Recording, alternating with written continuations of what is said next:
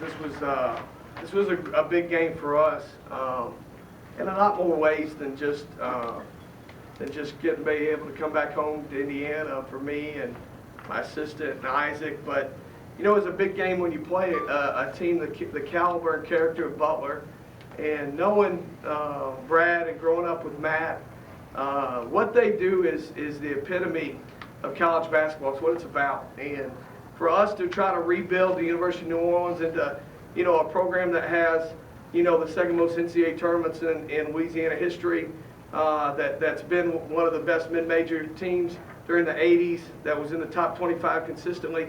We got to come play people like this, and we got to play competitively against teams like this. And I really felt like our kids bought into our game plan, and so you guys know that's the opposite of how we normally play. We normally, the shot clock's never been an issue for us in any time we've ever played. And for us to pull the ball out, it looked like Bloomfield, Indiana for a second. I know y'all were thinking it's going to be 12-11 before it's over, which I've actually seen it at Bloomfield Eastern game at 12-11. So, but when I double stacked it, I know a couple of you Hoosier guys were thinking, geez, what is he doing? I'm pulling out 1950 stuff. But we wanted to play. We knew for us to be competitive with them, we had to get out of our mold and do something totally different than we normally do. And it really showed the character of our team. What y'all saw tonight was the character of our team. They're hard-working kids. Man, they work their tail off. They're good people. They play hard. We're a little bit undersized. We're a little bit small. We're a little bit slow. But gosh dog, they make up for it by playing so hard in what they do. And I'm really, really proud of what we are, and proud to come home and for us to put a good effort, and nationally for people to see that New Orleans basketball's back and moving in the right direction. So, any questions?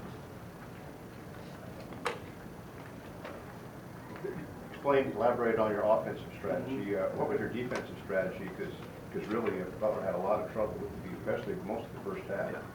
But defensively, ironically, we didn't have to change anything. But we didn't press. Normally, we'll press all these possessions, and I would have played probably 2 or 3 more guys than we did tonight, and we would have moved them in a lot faster. But since the possession count was way down, we didn't have to move them in and out as quick. But defensively, in the half court, which was what we did a pretty good job in tonight, we didn't have to change anything that we normally do, which ironically it just fit the rules of what we do defensively really fit into what they, in a bad way for them, just because it fit how we did things.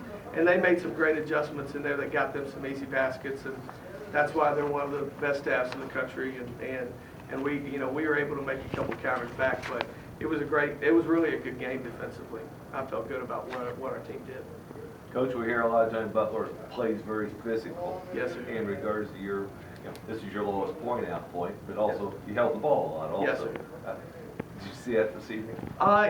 Yes and no. I mean, in the league we play in, or we're playing next year in the Southland, it's a very physical league too.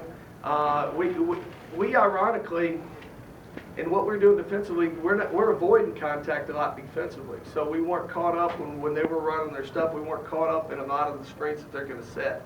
But you know, I thought that they do play physical. But I thought that tonight I was really proud that our kids matched that physicality and on certain possessions exceeded it. And I was really happy with where we were.